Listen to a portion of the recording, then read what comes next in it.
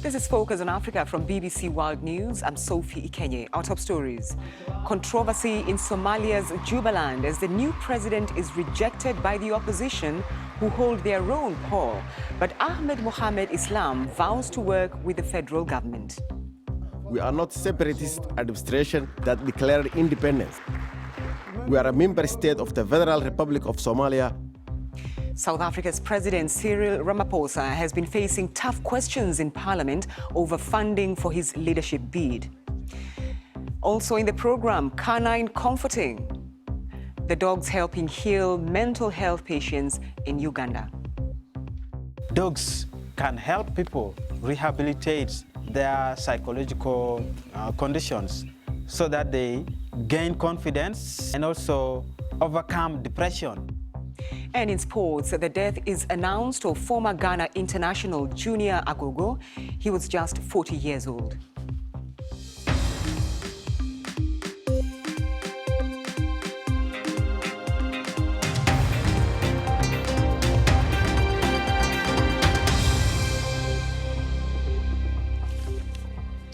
Thanks for joining us on Focus on Africa from BBC World News. A former rebel fighter in Somalia has been re-elected to lead the autonomous state of Jubaland. Ahmed Mohamed Islam, known for his nickname Madobe, won 56 votes out of a total of 74 cast by local members of parliament. Madobe was a commander in a militia called Ras Kamboni and seized Kismayo in 2012 from the control of Islamist Al-Shabaab militants with the help and the backing of the Kenyan army. Now, his election means he will serve for another 4 years. The BBC's Bella Shigao reports from Somalia's capital, Mogadishu. The election has caused much controversy. Mr. Islam Madobe was not backed by the federal government in Somalia. Just a few hours after he was sworn in, opposition candidates who boycotted the process say they also elected their own president. For his part, Mr. Madobe has vowed to work with the federal government. With regard to the federal government, it's the overall government of this nation. We are not separatist administration that declared independence. We are a member state of the Federal Republic of Somalia. We want to work closely with the federal government of Somalia to consult with them in the national interest and that of our people to move forward without external interference. The federal government has already declared the electoral process null and void, but the people in the capital, Mogadishu, have been giving their reactions to the outcome. It would have been better if we gave others a chance. Jubaland is among the Somali states. It is not someone's backyard. It is not for an individual. So my opinion is, what happened in Jubaland is not something that Somali people and the Somali government can be happy about. Ahmed is the man who fought for Jubaland. Ahmed is someone who would give his money, his blood and tears for Jubaland. I would say to him, Ahmed, you deserve to be elected for the third time. Ahmed fought for Jubaland. He has a right to lead Jubaland. He is a man who deserves to be praised, not blamed. Kenya and Ethiopia, which share borders with Jubaland, supported rival candidates in the election. Kenya has close ties with Jubaland and Mr. Madobe. Ethiopia is closer to the federal government. The stability of Jubaland is seen as crucial in the war against the militant group Al-Shabaab. Bella Shego, BBC News, Mogadishu. Well, let's bring in Professor Macharia Munene, a history and international relations expert at the Horn Institute. Thanks for taking time to talk to us on Focus on Africa. So the federal government has declared that election null and void, but can they really afford not to work with Mr. Islam? No, the federal government cannot afford taking the steps that it seems to be taking. Mr. Madobe won fairly, second election for him. And he promises and implies security, stability, and progress in an area that had been very volatile. So it is very unfortunate for Famoja, the federal government president, to be seen to go against the wishes of the people of Jubaland. That itself is very unfortunate. And it might even reinforce the opinion that is running around that he behaves like a sultan, and the sultan is supposed to get his way, whatever the case is. If that is the situation, it's very unfortunate. I wonder, though, then, whether we should be concerned about the parallel election that took place in Jubaland. No, the so-called parallel election is an afterthought. It's very clearly what had happened. And it seemed to have been supported and promoted by forces external to the people of Jubaland. And that's part of the unfortunate thing. But it also could be playing up in the divisions within the entire Somalia from the external forces, that there are clearly two camps trying to influence the way Somalia as a whole behaves. You have one camp that seems to be supported by Qatar and Turkey, and another camp that seems to be supported by Saudi Arabia and the United Arab Emirates. Maybe these two camps are fighting it out, and Jubaland tends to be caught in that feud. Right, so these are external factors or stakeholders that are also involved in this, but Jubaland itself is a really key point when it comes to the issue that is big, insecurity. The stability of Jubaland is very important, isn't it?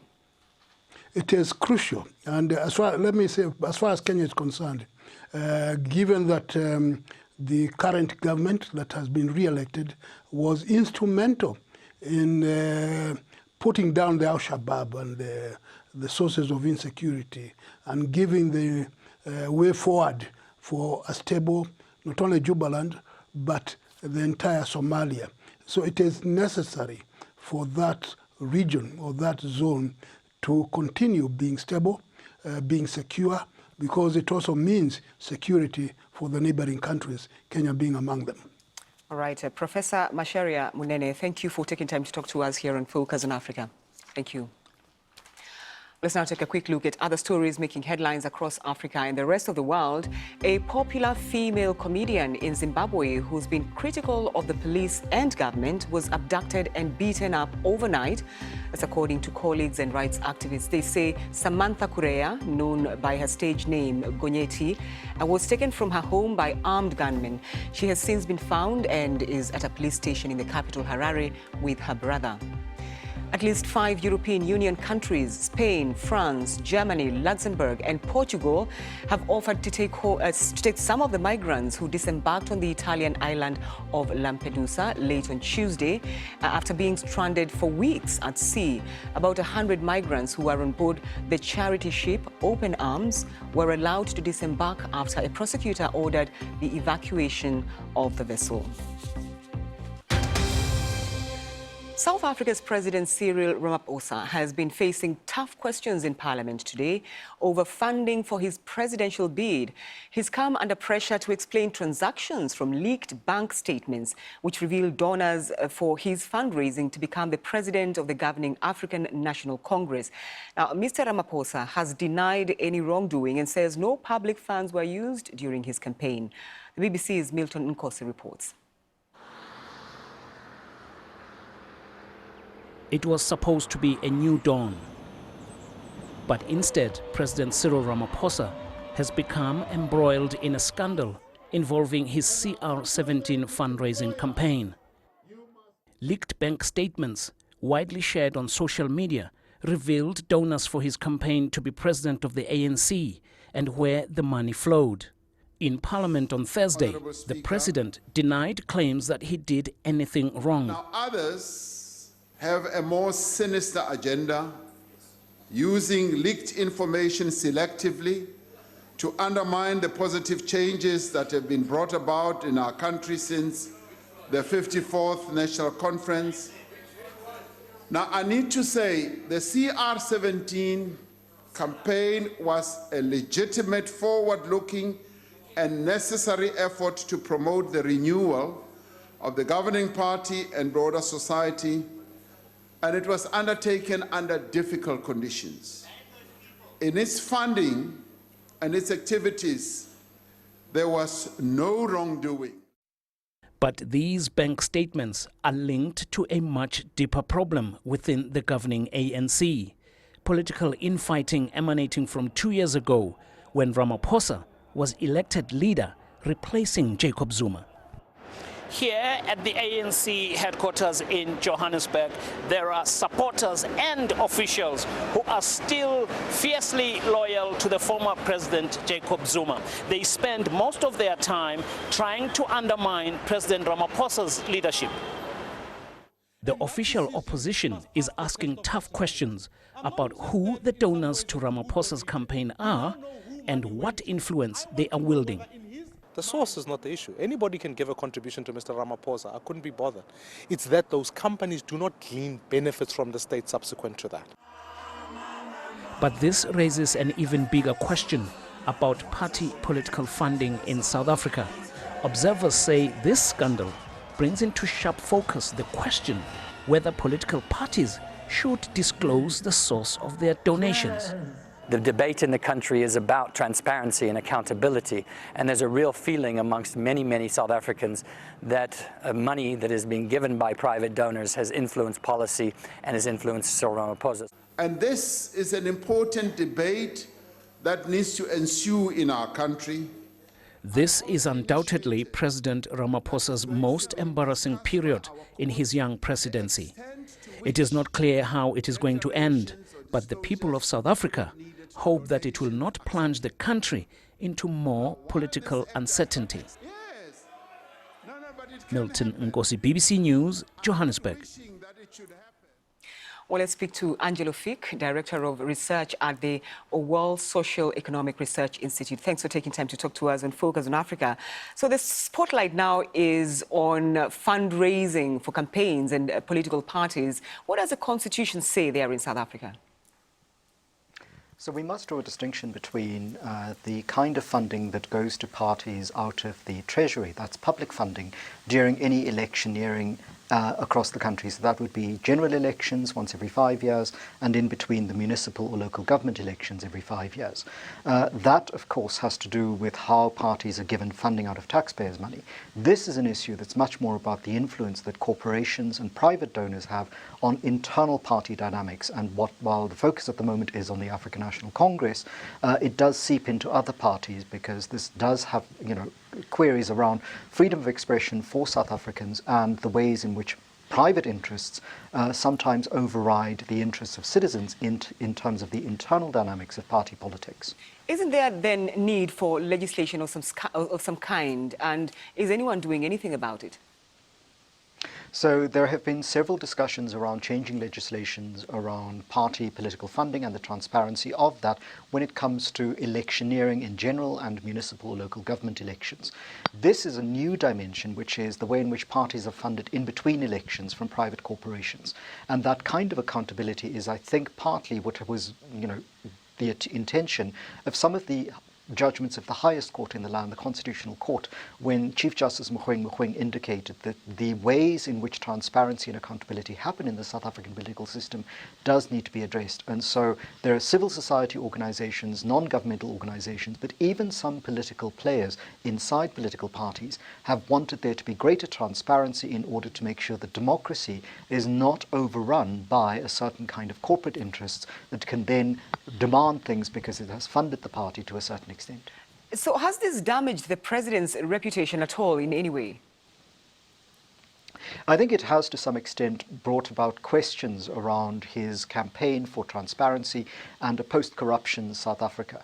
There are questions around what he knew, when he knew it, and what he did about it, not just in his role as an ordinary citizen, not just in his role as the president of the African National Congress, but particularly because he took an oath of office in February 2018 to protect South Africa and abide by its constitution. And so, as he indicated in Parliament today, he is held to a higher standard. And people are asking, if you are suggesting that your government and your administration is interested in fighting corruption, you need to explain not whether or not this was legal or illegal, but what were the ethics involved of taking money from private corporations that stand to gain from government policy, and the way in which lobby groups in the United States and in some parts of Britain in the Brexit era are being questioned in relation to their power over elected officials. That's the same principle that's currently being exercised in South Africa. I wonder, though, very quickly, whether this is an issue that is topmost on the minds of South Africans. I don't think that this is the primary issue driving the South African political agenda for the 58 million people who live here, with unemployment at record levels, with economic stagnation, and with a kind of inequality that makes this the society that is the hallmark of global changes in inequality. I think South African citizens have very many other concerns that make this an important, but certainly not their primary concern in everyday politicking. What I think people are concerned with is how to make a living in a very, very difficult economic situation, and also how this situation does not improve their chances of changing their lives that for a quarter of a century they've been told should change. And so this is a test for post-apartheid South Africa and for Cyril Ramaphosa as its sixth president. But it is not, in fact, the primary issue that drives South Africans' political concerns right now. All right. Angelo Fick, thank you very much indeed for your thoughts. Thank you. This is Focus on Africa from BBC World News. Still to come, Sudan's first ever Women's League is about to kick off. Details in sport. You're watching Focus on Africa from BBC World News. Let's find out what's happening in the world of sport, Peter. Many thanks, Sophie. We start with the African Games in Rabat, where after 4 days of competition, Egypt still topped the medals table. Today, places were decided in taekwondo, table tennis, swimming, rowing, and equestrian events. This is how the table looks. Egypt is still in the lead with 8 gold and 30 medals in total, with Algeria and South Africa just behind them. But expect other countries to start picking up medals as fast as athletics is just underway. Football now, and some sad news. Former Ghanaian international Nottingham Forest and Bristol Rovers striker Junior Agogo has died at the age of 40. Agogo, who began his career at Sheffield Wednesday, played 27 times for the Black Stars and scored 12 goals. The BBC's Thomas Nadi sent this report from Accra. Junior Agogo will be best remembered by most Ghanaians for his performances for Ghana in the 2008 African Cup of Nations. His 3 goals helped the Black Stars to a 3rd-place finish on home soil. The tally includes a late winner over arch-rivals Nigeria in the quarterfinals. In all, he scored 12 times in 27 appearances for the national team. His nomadic club career saw him play for the likes of Sheffield Wednesday, Bristol Rovers and Nottingham Forest in England. He also had stints in the USA, Scotland, Cyprus, as well as Egypt. Many of his former clubs have paid tribute to him on social media. Junior Agogo suffered a stroke in 2015 and underwent rehabilitation, but never fully recovered, telling the BBC 2 years ago that he was left lacking confidence and socially isolated. Thomas Nadi, BBC News, Accra. And the death has also been announced of one of Nigeria's most successful women's internationals, striker Ifeanyi Chiejine. She played for Nigeria at the 2000 and 2008 Olympic Games and won 4 Women's Africa Cup of Nations titles. She was the youngest player at the 1999 FIFA Women's World Cup and went on to play at the 2003 and 2007 tournaments. Tunisia have parted company with coach Alain Giresse. The Frenchman had been in charge for 9 months and guided them to the semi-finals of the Africa Cup of Nations in July. The former France international's departure was announced by the Tunisian Football Federation, who say it was a mutual decision. Tunisia reached the last 4 in Egypt, despite winning just 1 match in the tournament outside of a penalty shootout. Giresse's departure means 13 of the 24 coaches from last month's tournament have left their jobs. Tottenham Hotspur are in talks with Belgian side Club Brugge over the transfer of midfielder Victor Wanyama. The 28-year-old Kenyan, who joined Spurs from Southampton in 2016, has seen his first-team chances reduce and is yet to play this season. And Kai Kamara, who says he is yet to be officially informed of his axing from the Sierra Leone squad for disciplinary reasons. The Colorado Rapids striker has not been included in the squad to face Liberia in a 2022 World Cup qualifier. Now, Sudan will launch its first ever women's football club league next month. A few years ago, with Omar al-Bashir in charge of the country, this would have seemed impossible. Ramzan Kamali reports. The Tahadi women's football team training with a purpose. Early next month, they'll be competing in Sudan's first ever women's league. But getting here wasn't easy. For almost 3 decades, the country was ruled by President Omar al-Bashir, a general who took power in 1989 in an Islamist-backed coup. A year ago, before the revolution, I could not have imagined myself being a player in a women's football team, or even expected myself to be able to play the sport I've loved. There were many restrictions on Sudanese women, and it was not possible to play football. Omar al-Bashir was overthrown in April, but the leader of the transitional government was only sworn in on Wednesday. Many hope this will lead to a greater focus on women's rights in the country. Everyone is looking forward to a new reality and has new ambitions. Now society has become more receptive to this idea and more accepting of the participation of women in all areas of life. Women's football on the continent has seen some notable successes. At this year's World Cup, 3 countries from Africa were represented, with both Cameroon and Nigeria advancing to the knockout stages. And next year we'll see the 12th Women's Africa Cup of Nations take place. In Sudan, the fledgling 18-club championship will be split over 3 regions. Players here are hoping that one day success in their home league could see them make strides not only on the continent, but on the global stage too. Ramzan Karamali, BBC News. And that's you up to speed with the sports. Thank you, Peter. Thank you. Now, it's over a decade now after the civil war in northern Uganda, in which many people were left traumatized by what they experienced. Today, some are still struggling, and receiving treatment for trauma is quite a challenge.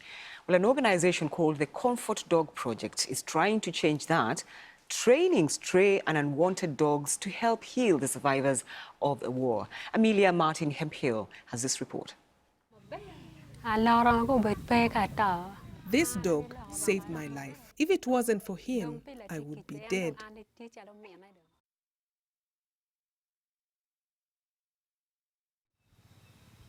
Filda was abducted and forcibly recruited into the rebel army in northern Uganda when she was 13. She witnessed some of the worst atrocities and saw her brothers tortured and killed in front of her. When I came back home, I had terrible nightmares about how my brothers were killed and the terrible things that happened to me in captivity. She was given her dog by the Comfort Dog Project. The NGO helps transform the region's stray and unwanted dogs into healing therapy animals for former child soldiers and survivors of war struggling with PTSD, trauma and depression. A dog that has suffered should be able to help someone who has gone through trauma. Francis was blinded by a bomb blast in his village when he was 12 years old. He realised the healing potential of dogs when 2 of them gradually befriended him and began guiding him to and from school. I felt dogs can help people rehabilitate their psychological conditions so that they gain confidence and also overcome depression. He trained as a psychologist and set up the Comfort Dog Project in 2015. During the 5-month therapy programme, the Comfort Dog Guardians learn to train and care for their dogs. The group also undergoes extensive trauma counselling to help them process their past experiences. But it's still a challenge for the project to gain acceptance. In northern Uganda, people use dogs for hunting, guarding homes, and also they look at dogs as useless. And even though Uganda's Ministry of Health estimates about 70% of people in northern Uganda have been traumatically affected by the war, there's still stigma around mental health services. But attitudes in the community are starting to change. As part of her recovery, Filda assists with veterinary outreach and educates people on dog training, animal rights and welfare. I really had a difficult life, but with Lokoroma, now that has changed. It's easy. Well, that's Focus on Africa for now. Thanks for your company.